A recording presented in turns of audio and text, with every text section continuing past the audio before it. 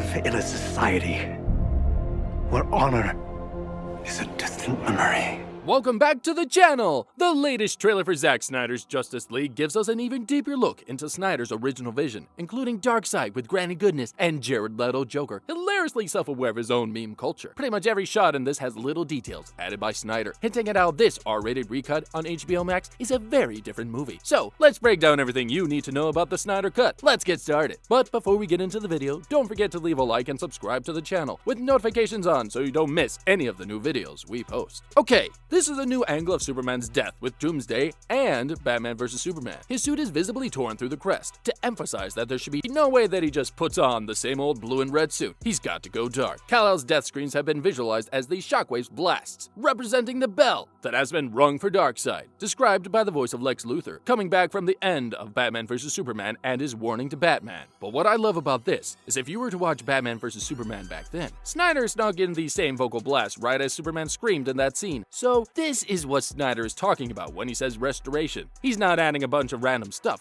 He's restoring unappreciated details that were part of his vision to begin with. And now, by revisiting this moment in Snyder's slow-mo, we get to observe the exact consequences of Kal-El's death. Okay, now we follow the Death Scream shockwave that goes up through the damaged city out into the darkness, where it can be picked up by all kinds of evil stuff. I love how the sound design just keeps that scream just as powerful as it echoes outward, a constant cry that never ends. I know that's how sound waves work. Shut up. It's just meaningful when it's pain. Now, of course, Superman's super breath is one of his abilities. It creates strong gusts of wind, and you'll notice how it fans the flame it crosses. It blows back the smoke. But here's not just a goofy thing that he's doing. He is releasing his final breath, and here's a good example of why Snyder reconceived this all in the taller 1.43 to 1 aspect ratio. The more common, wider cinematic aspect ratios of 1.85 to 1 or 2.39 to 1 action can only be shown like the right to left or left to right across a horizontal horizon. But Snyder felt that cinema, based on the comic book medium, has a lot of action moves up and down like a superhero taking off in flight, a supervillain slamming down his weapon, or in this case, this sound wave blasting outward away from us, out into the dark horizon. And then we see the shot of the Themyscira temple crumbling into the sea, presumably after Steppenwolf's attack and capture of that mother box. Moving on, I had a dream, almost like a premonition. I think there's an attack coming. Okay, some new shots of the post-apocalyptic nightmare future from Batman vs. Superman that this movie is revisiting. Bruce describes it as a dream premonition of an attack. The leaked storyboard suggested this would be 5 years into the future, and now instead of the dream it was depicted in, as in Batman vs. Superman,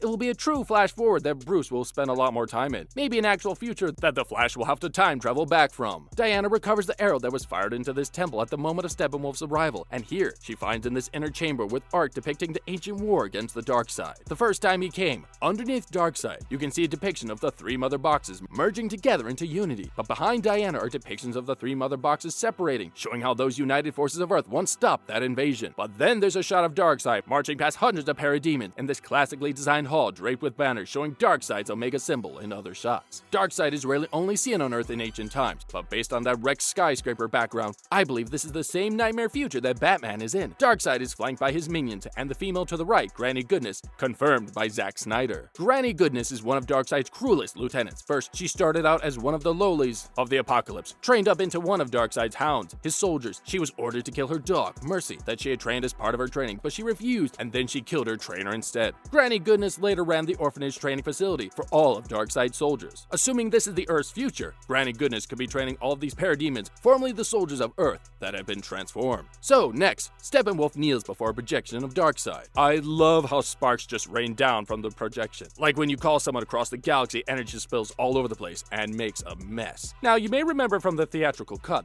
this was the scene where Steppenwolf is weirdly praised, and we were just kind of left even more confused as to what his motives were. Here, this has been revised to clarify the context of Steppenwolf's being a cast-out lieutenant of Darkseid, trying to get back in Darkseid's good graces by recovering these three mother boxes that were lost in the past war. Now, this is going to be the moment he says the line, "No protectors here, no lantern, no Kryptonian. This world will fall like all the other." And we see how under his spiky armor, Steppenwolf's head is truly otherworldly. It's got scaly skin hammerhead horns. This guy guy is fierce, actually, comparing his fight with the Amazonians to the theatrical cut, where the axe comes down before it barely leaves a dent in the earth. Just kind of a CGI slash. Now, it cracks the heck out of it. It sends chunks of terrain flying. You can feel that impact, and then his lightning charge swing releases either dirt from the ground that he just dug into or blood from the Amazonian rider. Either way, I love that debris. Then Diana saves these hostages, though there is this exterior shot of an explosion coming from within the building. So I don't know, in this version, Diana might not clearly detonate the suitcase bomb safely from the building. And then we move on to a shot of Cyborg. No way does this guy have enough guns. Based on his surroundings, he looks like that he is in that post-apocalyptic nightmare with Bruce. And notice how he got his third appendage, toting a briefcase. Maybe it could be connected to that fake LexCorp suitcase from that nightmare sequence in BBS, though I think this just might be something for a deal they're about to make with the Joker. More on that later. Let's move on. How do you know your team's strong enough? If you can't bring down the charging bolt, then don't wave the red cape at it. I love Alfred's line here. How it syncs with the imagery of how you can't bring down the charging bolt right as Steppenwolf charges forward with his bullhorns, and don't wave the red cape as Cyborg projects a hologram of Superman with his blowing red cape. There's kind of a message created here with the editing. If you can't defeat Steppenwolf on your own without resurrecting Superman, maybe you shouldn't risk the temptation of dancing with that red cape. And you'll notice Steppenwolf's eyes glow blue here, unlike the white they glowed in the theatrical cut, maybe suggesting a link between the unity of or the blue bloom tube that has opened up. And then there's the imagery you've seen of Darkseid in the Ancient War, but we see the other shot of his axe transforming this whole plane, creating this symbol out of lava, marking his territory. And last but not least, the Snyder Cut direct-to-streaming is nothing new. Turning a director's cut from a file on a hard drive somewhere to a marketable product is a specialty of the home video market, a tradition carried through now to stream HBO Max and Justice League. A 2006 DVD release of Dune offered fans a widescreen version of the film's television cut, supervised by the same Universal employees who prepared the infamous Love Conquers All versions of Brazil. Both cuts of that film emerged on a celebrated Criterion Collection Laserdisc set, which was later released on DVD and Blu-ray. Like Alien 3, Alien, and Aliens also came to DVD and Blu-ray with alternate director cuts representing the version of those films those directors felt more aligned with their original vision. And it was out of this ethos that Alien director Ridley Scott and Warner Bros. Home Entertainment assembled its fabulous DVD and Blu-ray releases of Blade Runner. Its high-end collector's edition came complete with 5 cuts of the film and a 45-minute deleted scene compilation, which almost counts as a 6th cut. As with Alien, Scott wanted fans to experience every extended version in addition to his preferred final cut. It was the sort of philosophy perfect for home video at the time, and one we wish more directors would subscribe to. But in all these cases, the films are in finished states. Has there ever been a case in which a director walked away from a film, saw it completed by someone else, only to find his vision restored many years later? As it happens, yes. And in an odd twist of fate, it is a film featuring Superman. And that wraps up the video. Thanks for watching.